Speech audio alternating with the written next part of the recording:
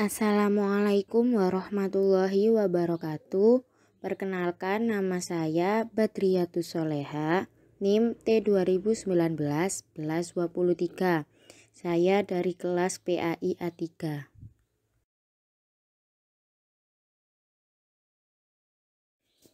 Di sini saya akan membahas mengenai latar belakang munculnya filsafat pendidikan. Filsafat diakui sebagai induk ilmu pengetahuan yang mampu menjawab segala pertanyaan dan permasalahan.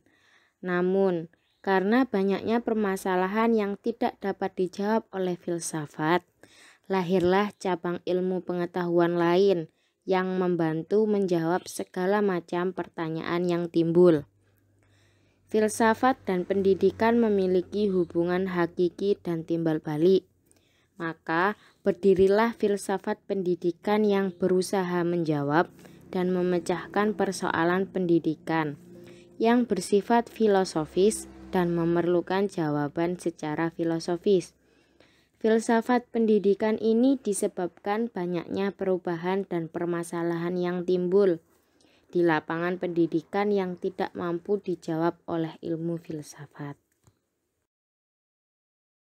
Selanjutnya mengenai ide-ide baru dalam dunia pendidikan yang berasal dari tokoh-tokoh filsafat Yunani. Yang A. Perkembangan filsafat spiritualisme kuno. B. Reaksi terhadap spiritualisme di Yunani. C. Pemikiran filsafat Yunani kuno hingga abad pertengahan. D. Pemikiran filsafat pendidikan menurut Sokrates. E.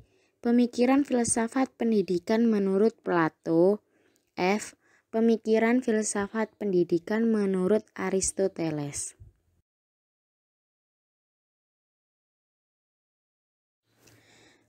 A. Perkembangan filsafat spiritualisme kuno.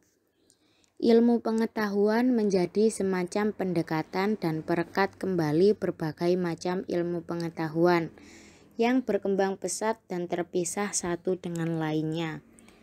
Yang pertama, Timur Jauh. Yang termasuk dalam wilayah Timur Jauh ialah Cina, India, dan Jepang. Di India berkembang filsafat spiritualisme, Hinduisme, dan Buddhisme. Sedangkan di Jepang berkembang Shintoisme. Begitu juga di Cina berkembang Taoisme dan Konfusiaisme. A. Hindu.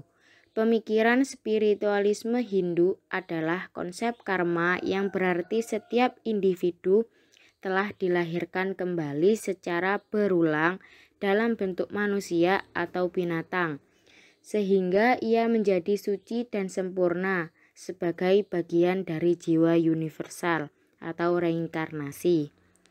B. Buddha. Pencetus ajaran Buddha ialah Siddhartha Gautama, kira-kira sekitar 563 sampai 483 sebelum Masehi. Sebagai akibat dari ketidakpuasannya terhadap penjelasan para guru Hinduisme tentang kejahatan yang sering menimpa manusia. Kitab Buddha Tripitaka banyak menceritakan tentang kehidupan dari pembawa agama itu, yaitu Siddhartha Buddha Gautama. C. Taoisme. Pendiri Taoisme ialah Lao Tse, lahir pada tahun 604 sebelum Masehi. Tulisannya yang mengandung makna filsafat adalah jalan Tuhan atau sabda Tuhan. Tao ada di mana-mana, tetapi tidak berbentuk dan tidak dapat pula diraba, tidak dapat dilihat dan didengar. Manusia harus hidup selaras dengan Tao dan harus bisa menahan nafsunya sendiri. D. Shinto. Shinto merupakan salah satu kepercayaan yang banyak dipeluk masyarakat Jepang dan merupakan agama kepercayaan yang utama.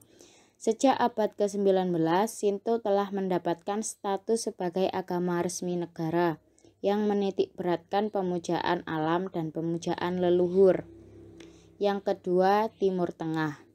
A. Yahudi. Pemikiran-pemikiran filsafat Timur Tengah muncul sekitar 1000 sampai 150 sebelum Masehi. Tanda-tanda yang tampak atas pemikiran itu ialah adanya penguraian tentang bentuk-bentuk penindasan moral dari monoteisme, peredaran, kebenaran, dan bernilai tinggi. B. Kristen. Agama Kristen mempunyai kitab suci yang terkenal dengan Perjanjian Lama dan Perjanjian Baru. Kitab suci agama Kristen bernama Injil yang diturunkan kepada Nabi Isa Al-Masih guna dijadikan tuntutan bagi Bani Israel.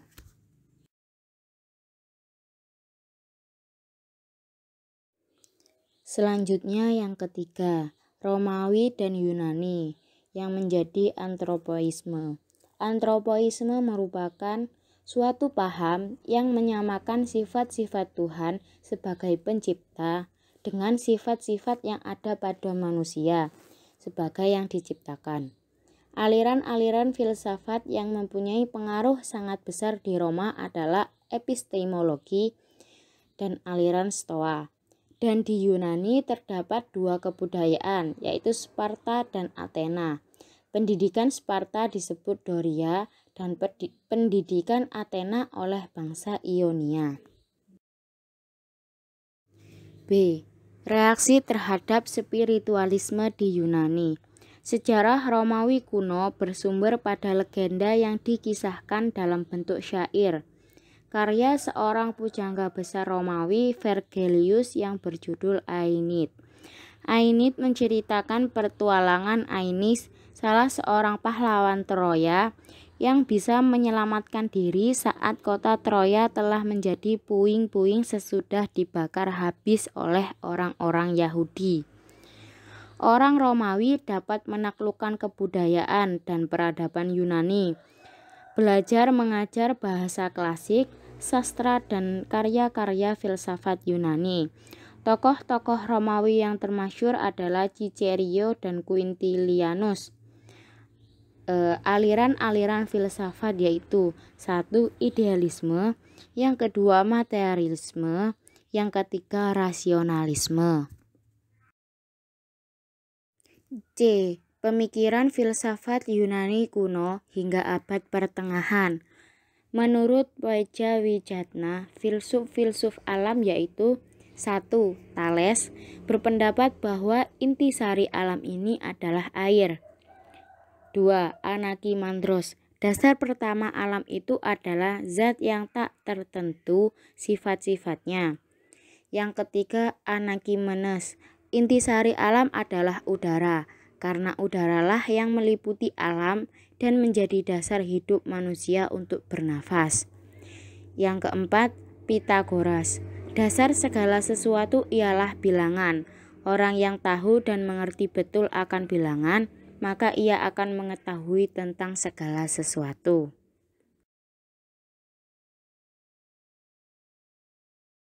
Yang kelima Heraklitos, segala sesuatu di dunia ini berubah, tak ada sesuatu yang tetap. Intisari dunia adalah api, karena sifat api itu selalu bergerak dan berubah, tidak tetap. Yang keenam Parmenides, pendapatnya merupakan kebalikan dari Heraklitos. Parmenides mengakui adanya pengetahuan yang bersifat tidak tetap dan berubah-ubah, serta pengetahuan mengenai yang tetap, pengetahuan budi dan pengetahuan indera. D. Pemikiran filsafat pendidikan menurut Sokrates. Sokrates adalah seorang pemikir besar kuno yang gagasan filosofis dan metode pengajarannya sangat memengaruhi teori dan praktik pendidikan di seluruh dunia barat. Prinsip dasar pendidikan menurut Sokrates. Metode dialektis digunakan sebagai dasar teknis pendidikan untuk mendorong seseorang belajar berpikir secara cermat, menguji coba diri sendiri, dan memperbaiki pengetahuannya. Dalam pendidikan menggunakan sistem induksi, yaitu menyimpan pengetahuan yang bersifat umum dan dengan berpangkal dari banyak pengetahuan tentang hal khusus.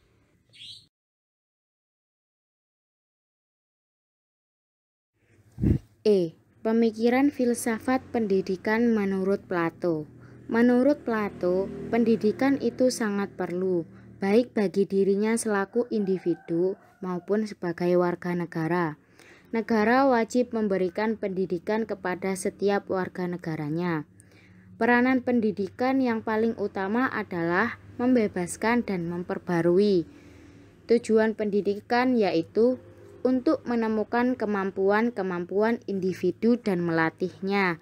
Masyarakat yang harmonis, yang melaksanakan tugas-tugasnya secara efisien sebagai anggota masyarakat.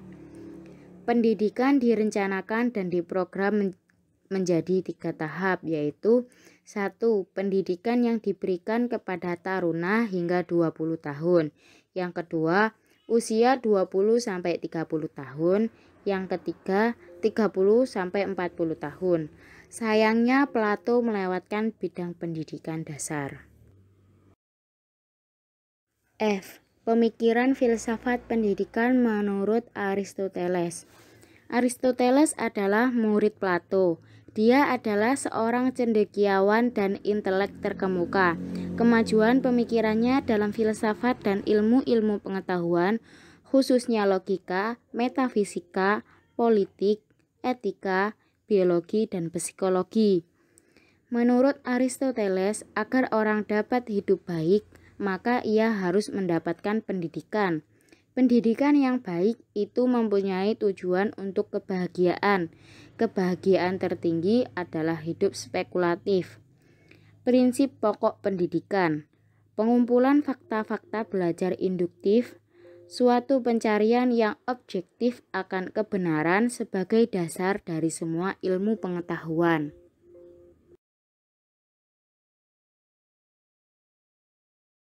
Mungkin itu saja yang bisa saya sampaikan. Apabila ada salah kata, saya mohon maaf yang sebesar-besarnya. Wabillahi taufik wal hidayah. Wassalamualaikum warahmatullahi wabarakatuh.